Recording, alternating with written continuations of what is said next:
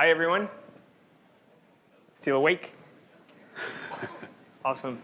At Microsoft, our mission is to empower everyone, individually and organizations, to achieve all their objectives and really empower you to achieve more. So I am really honored and delighted to be here today with Vijay, who's not only a partner, but also a friend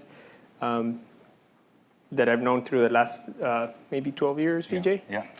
Awesome. So we really wanted to have the opportunity to break out a little bit the normal presentation style, to just do a lot of PowerPoint slides. We have some slides with more visual aid. We wanted to make it a story so that there's something, what's in it for you to take away would be some of the learnings that Vijay, as he was starting his company several years ago, went through as he decided to partner with Microsoft. So I just wanted to also call out, there's a couple of team members here in the room. We have Rick, Rajesh, Sobu, who's here from Fiind. So we're really looking forward to get to know you and have this conversation. So with that, we're just going to do like more conversation, and probably we'll have some questions at the end to answer or any comments. So first of all, Vijay, thank you so much again for being here. Thank you, Jose. It's great to be here. Yeah, we're going to go, as we talked, and we have a little bit of a cheat here in our Surface tablet of a flow we thought would be interesting and logical to go through in terms of understanding who's Fiind, what is the opportunity together, what was the journey that they went through. Most important, keeping it real. Keeping real, what worked well, what didn't go well. I want to be very candid and open and honest with you guys. And then at the end, we thought we put together a couple of resources and set of things that we think might be very useful for all of you.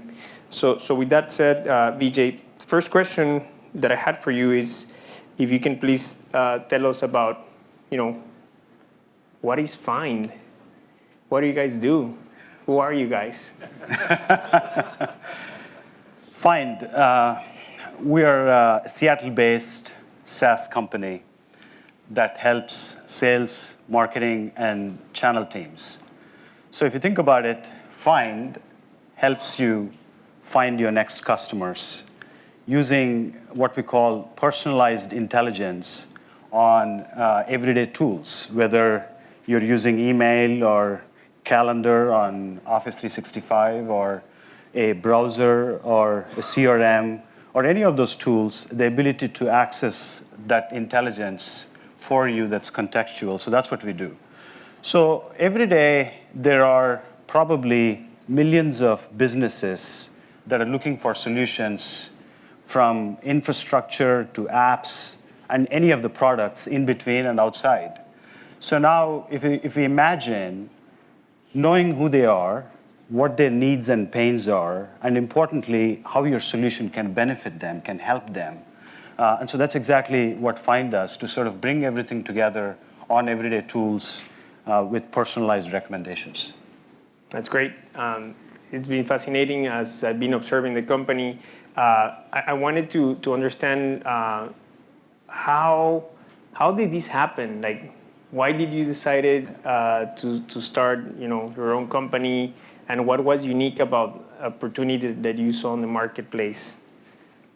Great question, Jose. Like many entrepreneurs and founders, I saw and experienced problems and pains associated with those problems. So maybe I could give an example. In my last role, we had a prospect who was looking to modernize their business apps. They came to us, our sales team qualified, had multiple discussions. Everything was going well. You would call them at an advanced stage of the sales cycle, and then they decided they weren't ready to make the decision. And we moved them into nurture, and that happens all the time.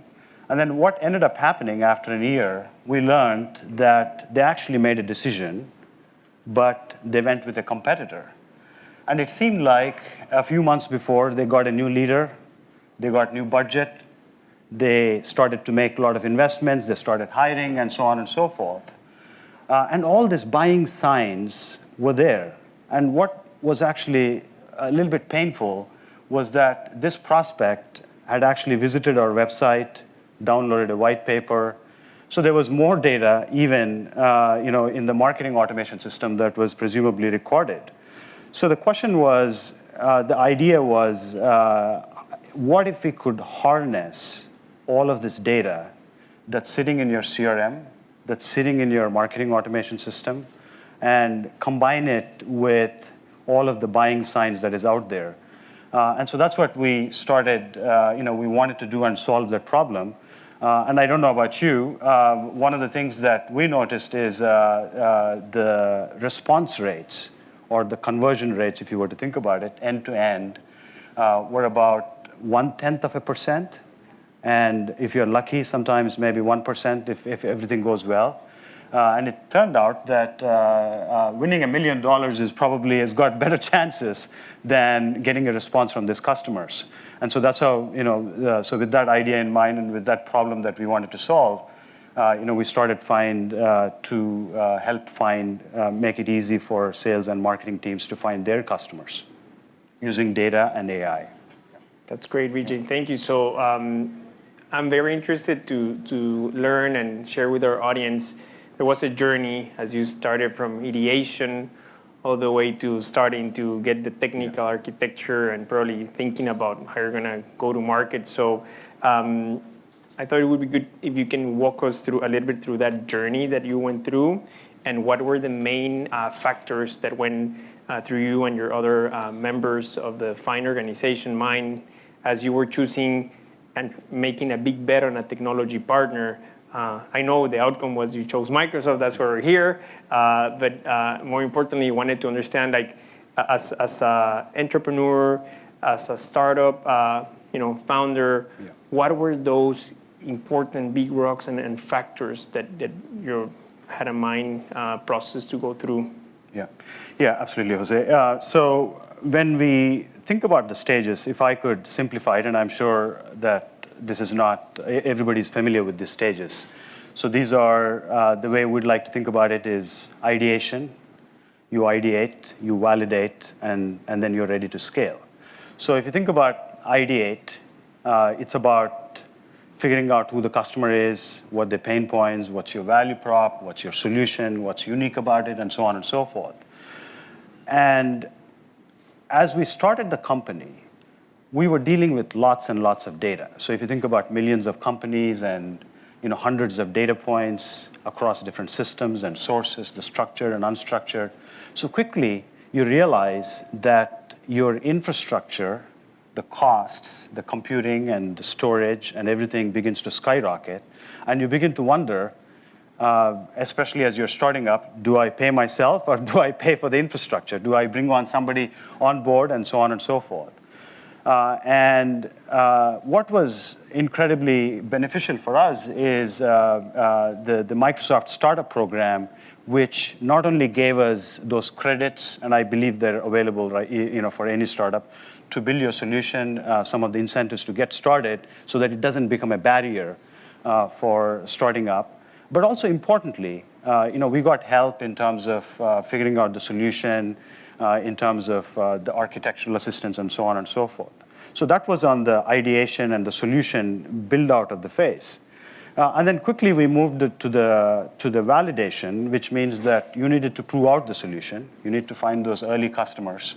But fortunately for us, Microsoft and the ecosystem of all the partners, they're all looking to grow, which means that they're all looking to find customers. And it was not that difficult for us to find many leaders within Microsoft and the ecosystem who were embracing new ideas, who were ready to sort of bring on innovation and startups and so on and so forth.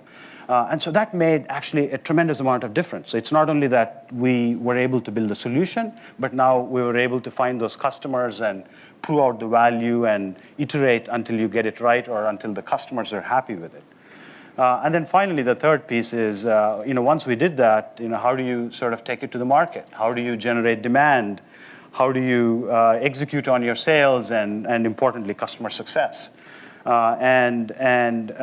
Keeping all of that in mind, I was actually pleasantly surprised that Microsoft had made it available, and actually, Jose, your team, the type of resources for your go-to-market, the assets that you have, and the ability to connect with all the members of the community and so on and so forth, the IURs, the internal user rights that you would get, and I can list on and on.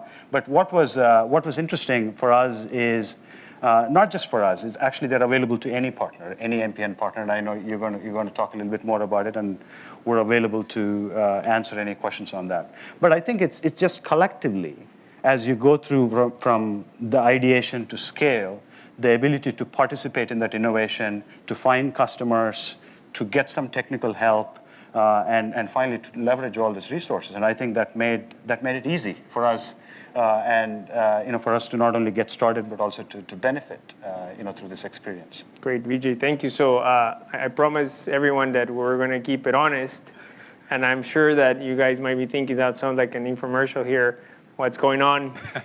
So I know not everything was smooth sailing. Can you share with us a little bit the key challenges or obstacles that you faced, and maybe those became opportunities? Maybe some of those became like learnings, hard learnings or good learnings. I think we had talked about going also from a very technology point of view perspective.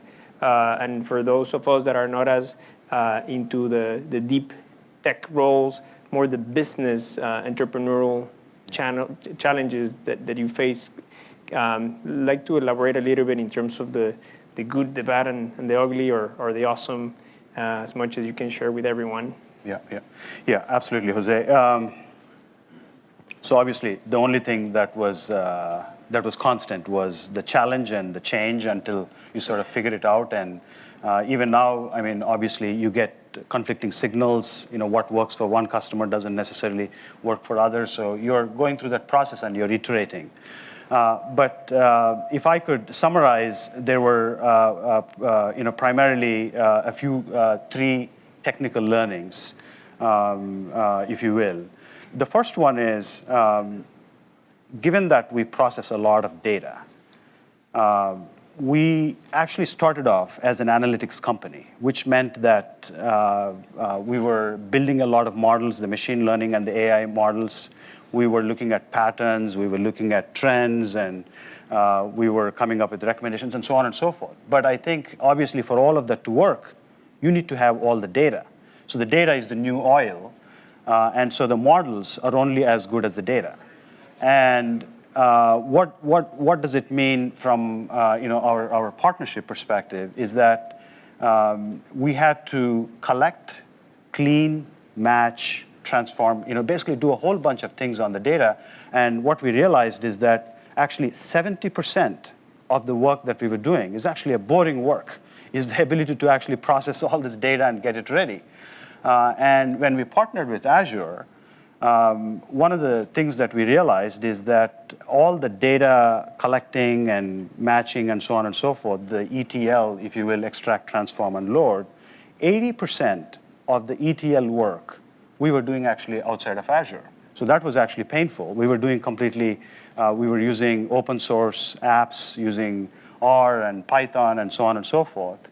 And which meant that we had to work on two different systems that are disconnected, and that created a lot more angst and challenge. But fortunately, we worked together and we grew together, where now fast forward a few years, that equation has reversed, where the majority of the open source apps and platforms actually work well within the Azure construct and framework, so that made it a lot more easy. And Vijay, what year we're talking about here, like 2015, and how does that has evolved in the last, it's such a fast and rapid pace in the last, 36, 24 months from your perspective? Yeah, so it was 2015, right around the time when we started. Actually, we were using the preview of Azure Machine Learning Studio.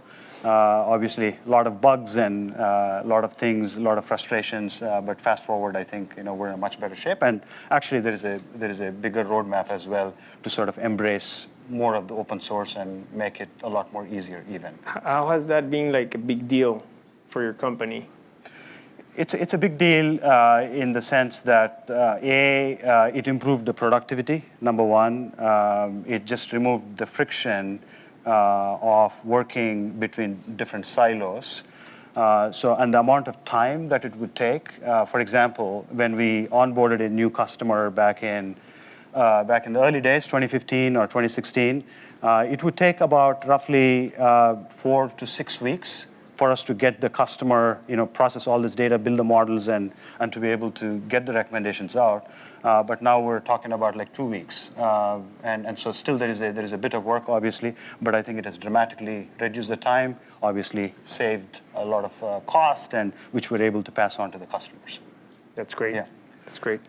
The second learning, actually, Jose, on that, obviously the data is only as good as it is actionable, which means that we had two problems. The first problem was there is a data work that happens, there is a modeling work that happens, and both of these are happening in silos. And it's the same problem, right? Back when we started, that was completely silos. Now Microsoft has done some good work in terms of bridging those silos with SQL and R, so that made it a lot more easier. But also, one of the things that we realized is that there is no such thing as one model fits everything. I'm sure you all recognize it. If you're building a model for new customers, it's very different from the model for the existing customers. If you're building a model for fast-moving products with shorter sales cycles, that's got nuances with slow-moving product and with long sales cycles and so on and so forth. And so as a result of which, we were using a lot of models. And we were using a lot of open source models. And again, we had the same problem where they weren't well connected. And now we're able to work and build those models within the same platform. So that was actually the data as good as actionable. And so we had done some work, and sort of Microsoft has done a lot of work to bring all of that together, which was certainly helpful.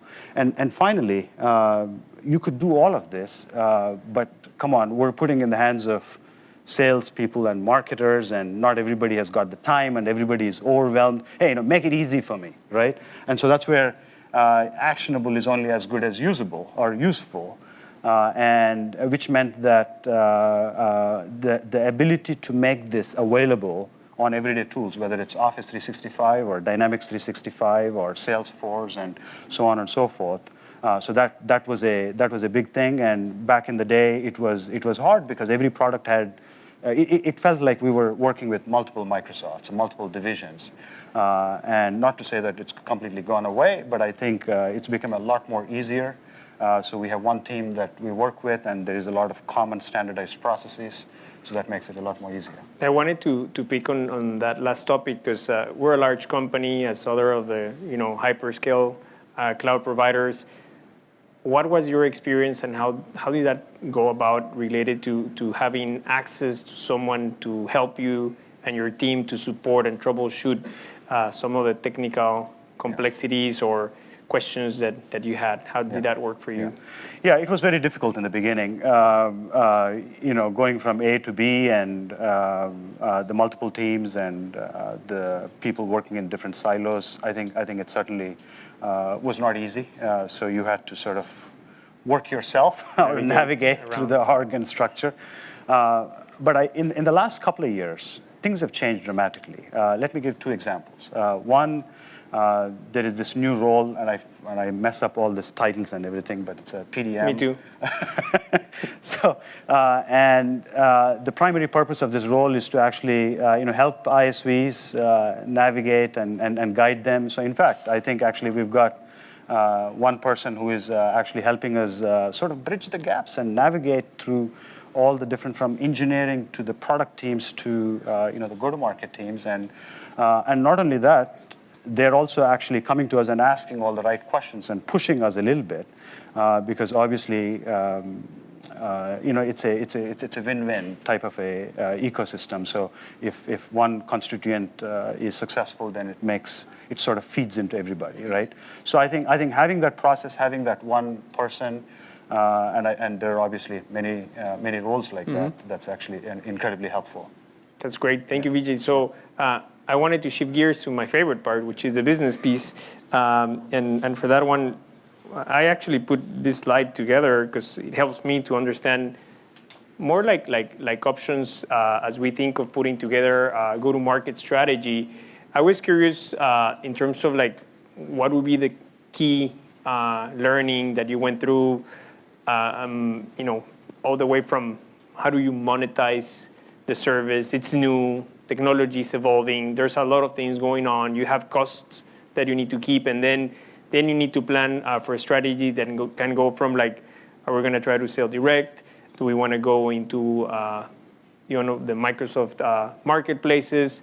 Do we want to leverage the reseller or channel that Microsoft has through indirect providers and other partners? There's so many vectors around the options that you have. So I'm sure that was probably even a bit overwhelming. Yeah. You also have a business background in addition to technology. So not to try to get the full hour here because we have limited time, but what would be the top key learning around the specific business insights? Yeah, Jose, as you pointed out, right, once we had the solution and figured out the workings of it, now the important thing for us is how do we scale? When we think about scaling, obviously the first thing that comes to mind is how do we put this in the hands of, how do we make sure that everybody's aware of our solution? And so when you start with that idea, the notion of marketplace, which has this extensive reach with all of its hundreds of thousands of partners and end customers that are using Microsoft products, so that's actually very attractive. But then 3-4 years ago, there was no marketplace. There was no Azure marketplace. It was just getting launched around the time in 2015 or so. And even when it came out, it wasn't easy to publish your solution.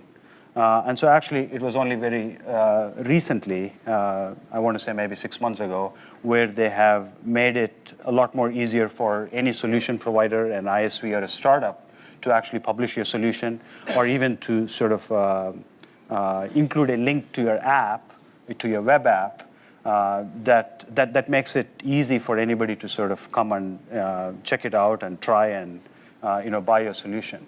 So that was a big thing. So now we have, I think the marketplace has matured, which enables anybody to publish your solution. The Azure marketplace, and our solution is right there, and so is thousands of other ISVs. The second thing then, as we started to think about, is how do we leverage the ecosystem of hundreds of thousands of partners? And there are not only direct partners, but there are also indirect providers such as the Ingrams and the Tech Datas and Synexes of the world. It turns out that the whole ecosystem is actually innovating, where now even the indirect providers have their own marketplaces. So that makes it a lot more easier for us to actually take our solution and put it in their marketplaces, and also figure a variety of ways to connect with other partners, not only for them to use it, but also how do we partner and take this solution and explore different ways of taking the solution to their customers.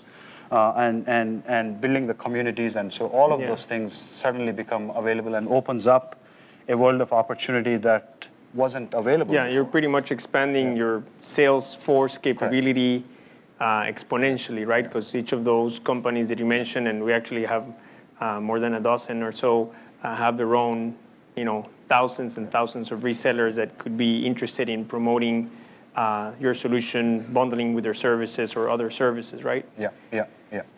Yeah, and then there is this whole co-selling option that you called out, and where if you're selling to large enterprises, there is also the opportunity to partner with the Microsoft sales force to be able to jointly go to market, and where now they're incented as well on your solution as long as it makes sense for the customers. And so I think this whole opportunity for you to now reach out to this entire customer base through these partners, and I think that's super attractive. So what I find interesting, and the reason we decided to use this slide was you can go for a strategy that is like from the solo entrepreneur that could find it in a marketplace to the big corporate, IT person that is also using the marketplace. That would be one end of the spectrum. Middle would be a reseller distribution channel for cloud solutions, and then partnering even with our direct sellers that are covering more the large enterprise. So it sounds like you're, how would you describe your maturity across the inner circles or outwards, whatever the view? Yeah, we're obviously on the top two, and we're just working ourselves. We're super in the early stages in the bottom two.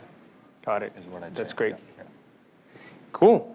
So thank you. This is great. And we thought that perhaps would be a nice way to summarize, and we talked about it, so I decided to put this kind of like flow in terms of like what would be your key takeaways if you were to provide advice or coaching. Can you help us summarize in 1 minute or so how do you the three big things? Yeah, obviously if you're starting up and with all the technical support and the architectural assistance, and not to mention some credits and incentives, so using the startup program, I think is how we benefited, and I would definitely suggest anybody to take a look at it and explore for your own purposes. And then the go-to-market plan, obviously that's the next step. As I mentioned, there are tons of resources that are available to any Microsoft partner. Resources from assets to all the way to participate in a community with all the other partners and get an exposure, but also the ability to work with the engineering teams. We are part of what you call the technology adoption program. So depending on your solution and depending on where you are in the journey, I think that's an opportunity. So I think the whole range of go-to-market plans from engineering to sort of going to market and your roadmap. I think that's something that you might look at, which is what we do, and something that we have definitely benefited. And then finally, the co-sell strategy, which is what we just talked about. Depending on where you are, whether it's working with partners or whether you're working with want to work with large enterprises through the sales staff, internal salespeople, or the indirect providers, and I think there is a whole bunch of options that you might want to look at what is right for you. Great. Vijay, thank you so much. I think we're about at time to wrap up. So before I just close, just wanted to summarize some of the things that we saw on what Vijay just said. And we put some hyperlinks. Of course, we're going to be outside and during the next 2 days, and you'll get a copy of these slides. But we talked about a startups program. So think about like getting your technical skills and access to resources. From a programmatic perspective, in terms of how do we identify you and start engaging with you. Our foundational program is the Microsoft Partner Network. Within that, there's a subset of activities. We think from a go-to-market perspective, there's things from publishing your solution in a marketplace to learning how to drive awareness or drive demand generation to executing campaigns, all the way to engaging with our indirect providers that work. These are just a few logos of some of the companies that we work with that have a reseller channel that are already ready to catch those opportunities and put into marketplace. So this is something just to summarize some of these resources. And just this will be an advertisement piece that I need to do, that we have our partner conference happening in July. So just wanted to remind everyone, this is just a small teaser of the things that we're willing to engage with you. We're looking forward to getting new recruits to join us in Inspire in Vegas. And with that, I'm just going to hand it over to Sunir, that I think you might have some questions for the audience as well. First, thank you so much for giving us some insight about how to even approach the Microsoft channel. One thing you mentioned is that there's been definitely a lot of innovation, and there's a lot of resources. It does feel kind of like you're swimming in the ocean sometimes with Microsoft. So Vijay, I have a question. Get us into the lifeboat, with you. You broke through, at the beginning. Do you remember what was the moment where you realized you finally had traction to go to market with Microsoft? What was the partner action that worked for you? Like, what's one thing they could wrap their head around? Actually, believe it or not, the thing that sort of opened my mind is when we were introduced to the entire partner community.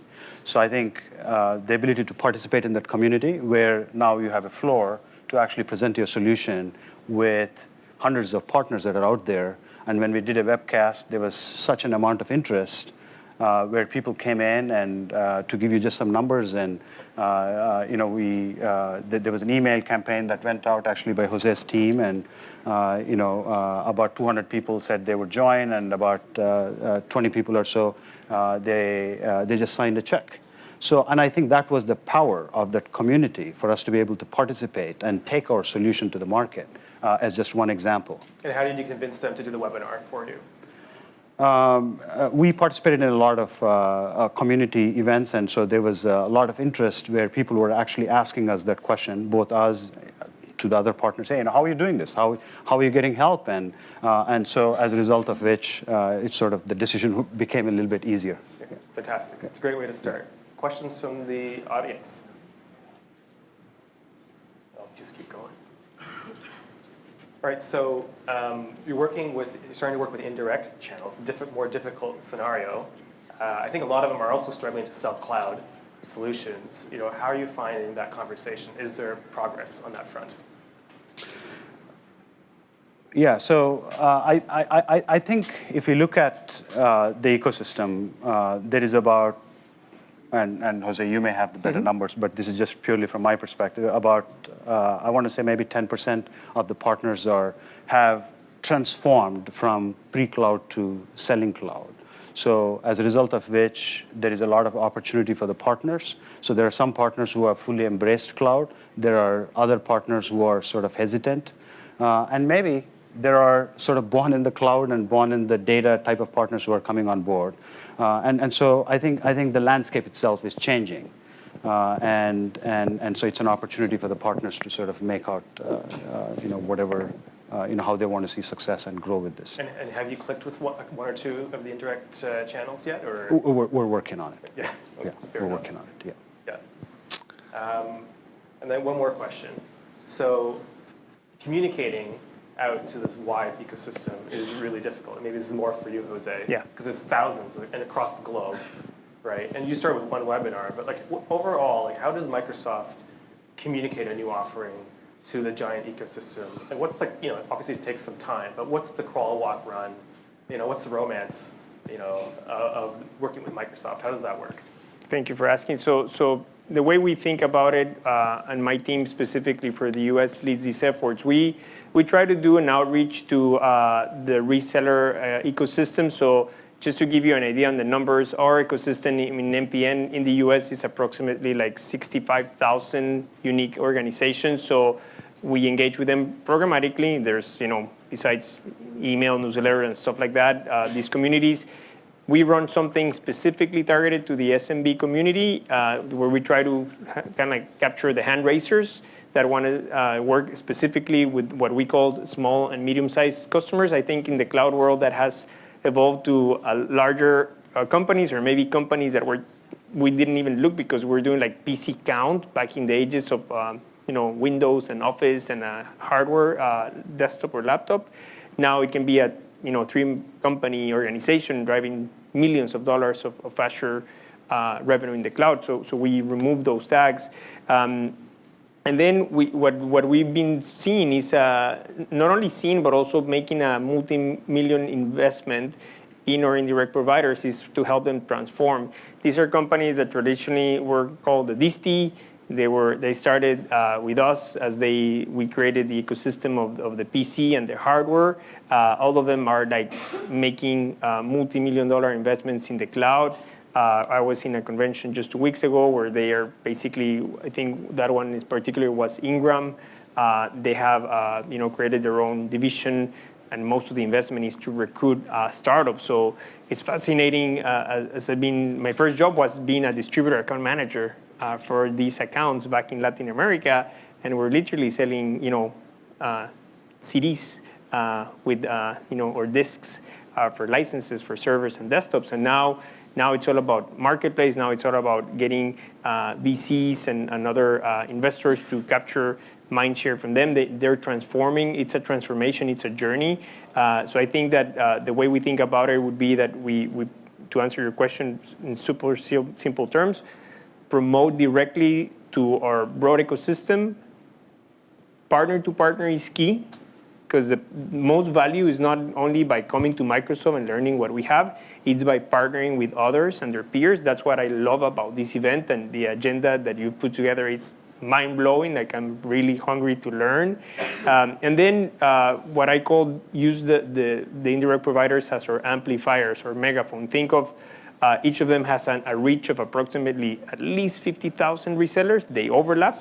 Most small companies will work with at least one or two, or some even three, depending on credit terms, how they're managing their cash flow and stuff like that you know very well. So I think that would be like this approach of like using them to amplify, use it what we used to do direct, and that's how we try to get more and more people to promote. And now with marketplaces, as we were seeing, and there's a bunch of presentations coming shortly, it opens up like the door for a lot of automated and discoverability that will just be a super exponential growth, in my opinion. Fantastic. Quick question. Vijay, for you, a two-parter. Yeah. As you've grown your business, what's been the most effective channel for you in terms of, now that you've got your product and you continue to evolve your product, what's been the most effective channel or marketing tactic that you've done? Maybe it was a surprise or maybe it was not, that really helped you grow your business? And then two, as you look to scale and continue to grow, what are some of the things you're thinking about in terms of where you need to put focus to get to the next stage? Yeah. So looking back and then looking forward. Yeah, on the first one, I think what actually surprised me, the channel that we used is actually using Find and Find. So Find helps you find your customer. So how do we use Find on ourselves, not just to identify the customers, but also how do we then do the multi-touch? I think one of the biggest learnings that we had is the traditional ways of just sending an email or picking up the phone and calling, or those things just done in silos. They're not super effective. But then like the ability to combine everything along the customer journey, and also to sort of infuse some inbound into your outbound. So it actually works. All of those tactics work together from what we have seen. And then using Find and Find has been surprising and actually was working for us. In terms of going forward, how are we amplifying this? I think it's, given that we've got all the different pieces together, it's mostly about execution, less about the strategy. And I think there's all these programs that are available with Microsoft. And so I think one of the biggest things that we are constantly thinking about, and I'm sure like everybody is here, is the ability to not lose sight of the customer. It's the ability to really understand like what is working and what is not working, and what works for one set of customers may not necessarily work for the other. So how do you sort of take all this data points, and sometimes it's conflicting signals, and to be able to make some decisions with conviction? I think that's the biggest thing, and combine it with execution. So those are the two things that we're most focused on. All right, thank you so much for telling your story. Microsoft will be here in their lounge. You want to understand and wrap your head around the ecosystem. They'll be here to help you all, the whole conference. So thank you so much. Thank you very much. Thank you.